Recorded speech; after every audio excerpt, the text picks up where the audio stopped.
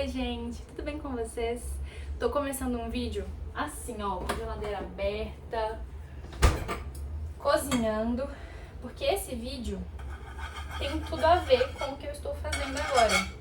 Acabei de chegar da academia e eu quis vir aqui falar com vocês sobre enxaqueca,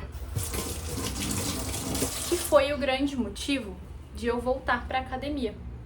Eu comecei a ter bastante enxaqueca em 2020 e tive crises de enxaqueca frequentemente de 2020 até agora 2024.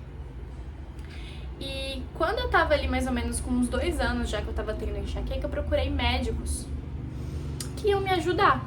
E esses médicos me mandaram cortar glúten da minha alimentação. Então eu nunca tinha tido nenhum problema com glúten, nunca tinha sentido nada de ruim em relação ao glúten, comia tudo tranquilamente a vida inteira. Mas mandaram eu tirar, disseram que minha enxaqueca ia melhorar, eu acreditei e tirei o glúten.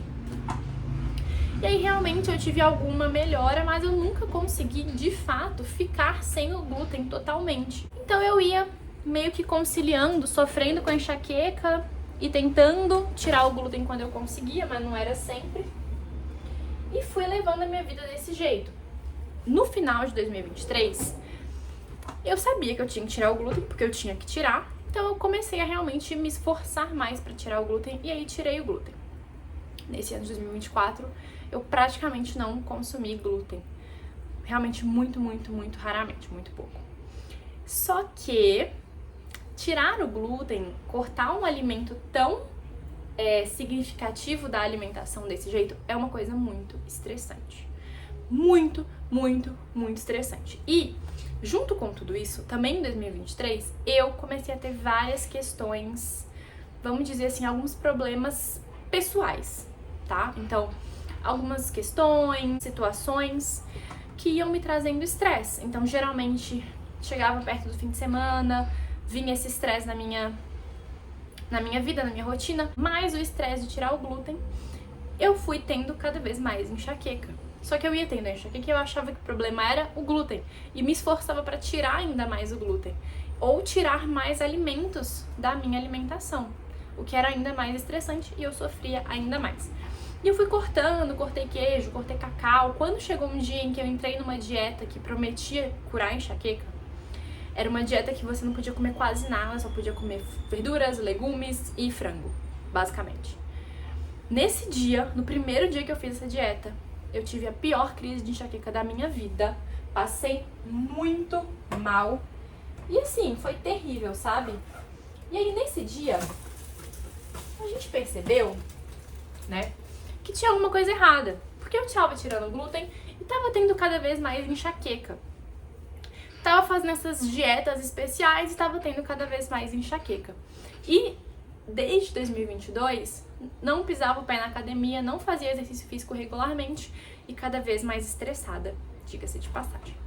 Então naquele dia, a gente falou, cara, vamos mudar completamente essa estratégia porque não está funcionando. E mudamos a estratégia para... Fiz alguma coisa errada na minha crepioca, porque ela tá gigantesca. Mas enfim, alteramos a estratégia para a seguinte: ao invés de ficar tirando coisa da alimentação, vamos realmente entender onde que tá o problema. Estresse. Então, estresse e falta de atividade física se tornaram os verdadeiros vilões. A gente assumiu que é neles que tá o problema e não no glúten. Tanto que, spoiler, estou comendo glúten um pouquinho mais de vez em quando e tá tudo bem. Então, começamos a atacar esses vilões. Eu fui pra academia já no dia seguinte dessa pior crise. Fui pra academia, tô indo regularmente e 2 semanas ou mais sem enxaqueca nenhuma. É maravilhoso. E aí também, realmente olhei pra minha vida e falei, por que eu tô me colocando nessas situações de estresse? Eu sei que parece muito óbvio, né? Tipo, tem uma situação chata de estresse, sai da situação. Simples assim, mas não é tão simples. Porque a gente, às vezes, porque não sei, se coloca em situações de estresse. A gente tem os nossos princípios muito desregulados. E eu falo isso porque eu achava assim, meus princípios tá tudo certo. Mas eu era a maior people pleaser do mundo, queria agradar todo mundo, não sabia dizer não. abria mão das coisas que eram importantes pra mim pelas outras pessoas, sacrificava o meu bem-estar, o meu sono, as minhas coisas pra poder fazer com que alguém gostasse de mim, com que alguém me enxergasse de algum jeito. Passava muita raiva de graça, tolerava muita situação intolerável. Pra quê? Pra que as pessoas gostassem de mim, sabe, assim?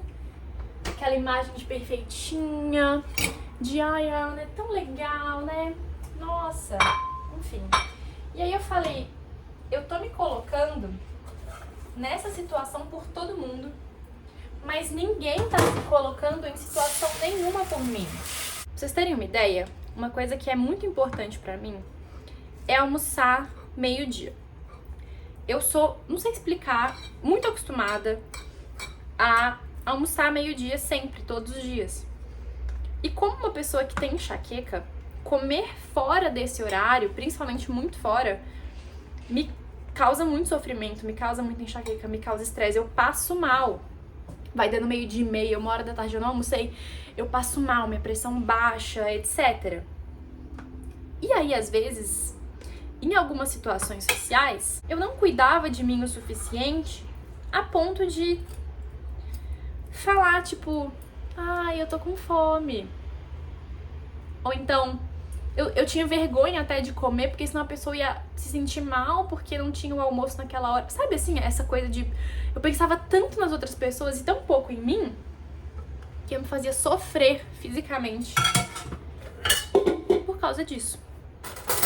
E eu falei, chega, é o fim da picada. Então eu comecei a realmente falar as coisas. Dava meio-dia, não importava, eu ia atrás da minha comidinha. Eu levava comida na minha bolsa, dava meio-dia, eu comia minha comida. Quando possível, né, se fosse uma situação assim que tava de boa, tinha, por exemplo, uma comida do outro dia na geladeira, eu pedia pra esquentar.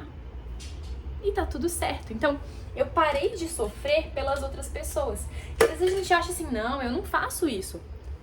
Mas a gente faz, sem nem perceber. A gente se trata pior do que a gente trata outras pessoas. Outra coisa que eu passei a fazer é falar. A gente menospreza o quanto guardar as coisas pra gente. O quanto fingir que a gente concorda com alguma situação. O quanto não expressar a nossa opinião, não expressar a nossa individualidade faz mal, adoece a gente. É sério.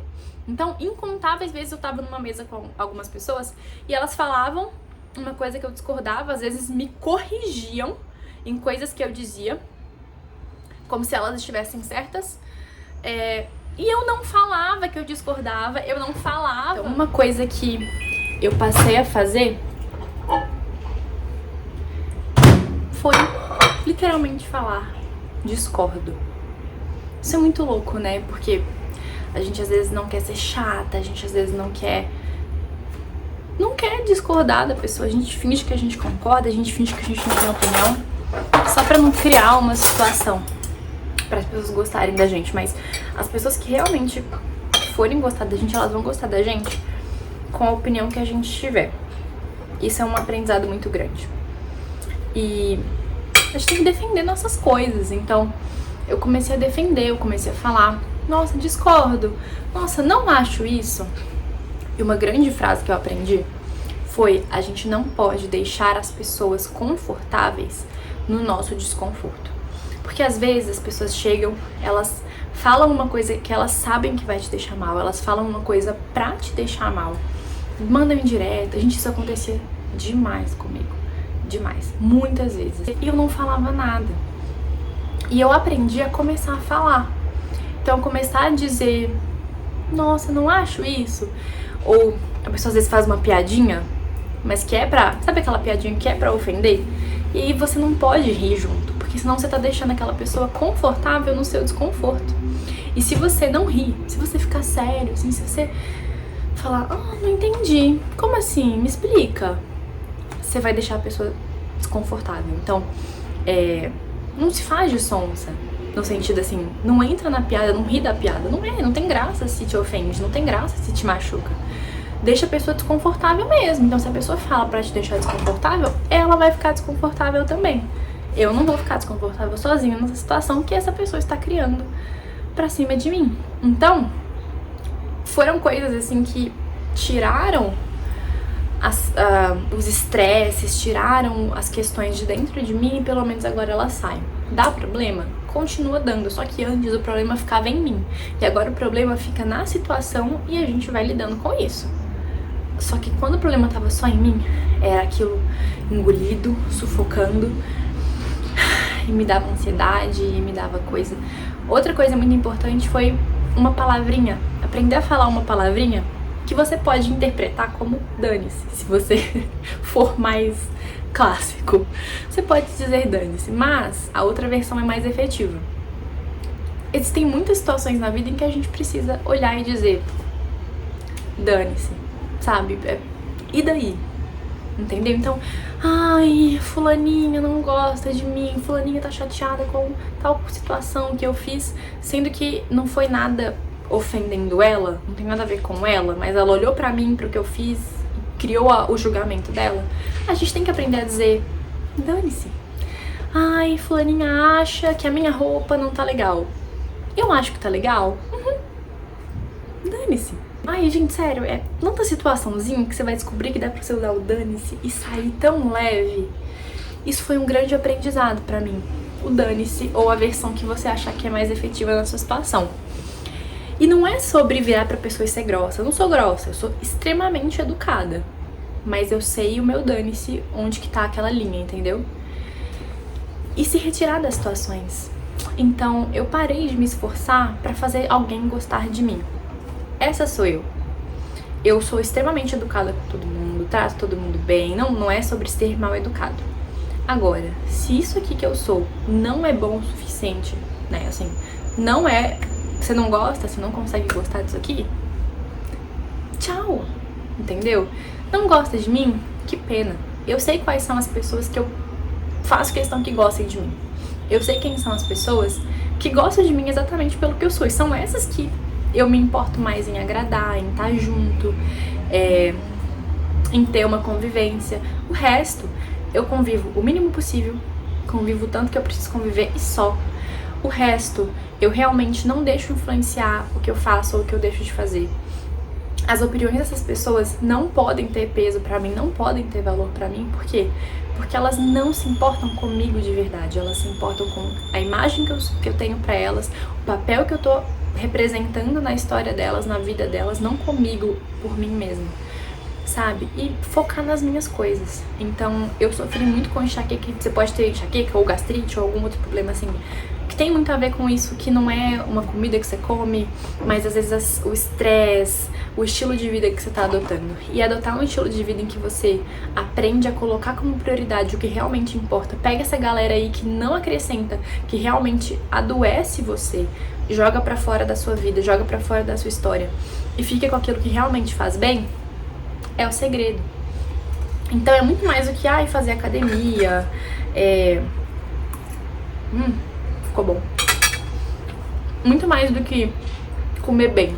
Mas também, encontrando muita alegria na minha rotina, muita vida na minha rotina, eu consigo, com ainda mais facilidade, olhar pra essas pessoas, olhar pra essas coisas, pra essas situações e dizer: vocês não cabem na minha vida. Eu não vou ficar engolindo probleminhas que vocês criam. Eu não tenho culpa pelas pessoas que indiretamente existem na minha vida. Eu escolho as que eu convivo diretamente, mas as que eu convivo indiretamente não são minha culpa. E eu não preciso carregar essa culpa nem esse peso. Então, se você quer ser uma pessoa difícil, se você quer ser uma pessoa que tenta colocar a sua régua em cima da minha vida, em cima da minha história, em cima das minhas coisas, não, você não cabe nela. Você não cabe na minha vida. Ter esse nível de consciência e esse nível de coragem, porque exige muita coragem a gente colocar limite nas pessoas, colocar limite nas situações, mas é muito importante. E você vai ver que vai mudar todo o seu estilo de vida. Fora isso, tem algumas coisas que ajudam, caderno terapêutico, eu posso gravar um vídeo sobre essas coisinhas menores, mas as duas maiores que eu, assim, exalto são essas duas. Exercício físico e com certeza, parar de me estressar com as coisas. Então, olhar para situações e realmente falar, dane-se, não vou estressar. Ai, comi um glúten, dane-se. Ai, fulaninha não gosta de mim, dane-se. Ai, fulaninha tá sendo uma chata. Nossa, vou fazer uma coisa longe de fulaninha. Simples. A vida, ela é pra ser simples, não é pra ser difícil. E a gente não é obrigado a conviver com gente chata, gente babaca e gente que só causa problema pra gente, sabe? Enfim, em resumo, esse é o vídeo do que me ajudou a ter menos enxaqueca. Ter menos não, ficar sem, né? Tô sem nenhuma, tem semanas já. O que é um recorde, porque não era assim. Claro que é um processo, né? Uma construção. Eu não sou imune. Ainda tem dia que as palavras de algumas pessoas batem mais forte, me deixam um pouco mexida, me deixam irritada. E aí eu vou usar caderno terapêutico, eu vou escutar uma música, aquelas músicas pra você jogar tudo pra fora, jogar raiva pra fora. Eu tenho uma playlist disso, eu posso fazer um vídeo sobre isso. Mas, enfim, e eu vou usando estratégias, mas de modo geral tem sido uma construção de aprender a ser mais assim. E de me orgulhar de ser mais assim.